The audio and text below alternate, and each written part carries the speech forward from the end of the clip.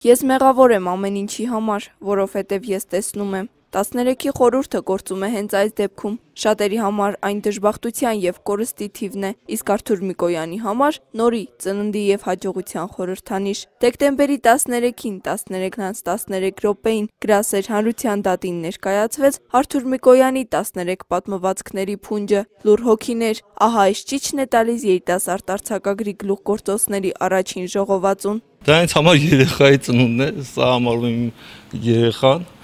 և սա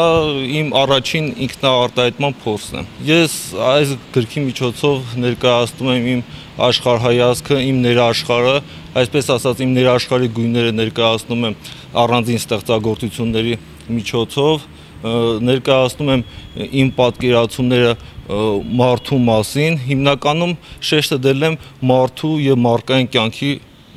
կյանքի մասին է խոսքը գնում։ Հայաստանի գրողների միության Լոռու մարզային բաժանմունքում հավաքվել էին ոչ միայն գրականագետներ և գիտական կոչում վաստակած անհատներ։ Արթուր Միկոյանը մինչ կյանքը գրչին նվիրելը խորապես զբաղվել է հայոց պատմության վերլուծությամբ, այսօր դասավանդում է դպրոցական համանուն առարկան իրեն իսկ կրթած դպրոցում, և նրա առաջին հաջողության ականատեսը դարձան նաև նրա աշակերտները։ Ներկաները շնորհավորեցին արձակագրին, ընթերցեցին տողեր այն պատմվածքներից, որոնք առավել ազդեցիկ և դիպուկ բնորոշումն են տալիս հայ իրականության, եղան և քննադատություններ։ Իսկ արդեն կարճատև ընդմիջումից հետո կհրատարակվի Արթուր Միկոյանի հաջորդ աշխատությունը։ Տպագրության է պատրաստվում «Սատանայի աշտարակը» վեպը, որը մյուս տարի պետպատվերի շրջանակներում կտպագրվի։ Մինչ օրս նրա ստեղծագործությունները տպագրվել են հանրապետական և մարզային մամուլում։ Ընթերցողն այնքան էլ անծանոթ չէ նրա գրչին, սակայն ինչպես յուրաքանչյուր մտավորականի, այնպես էլ նրան մնում է դիմագրավել ծառացած փորձություններին։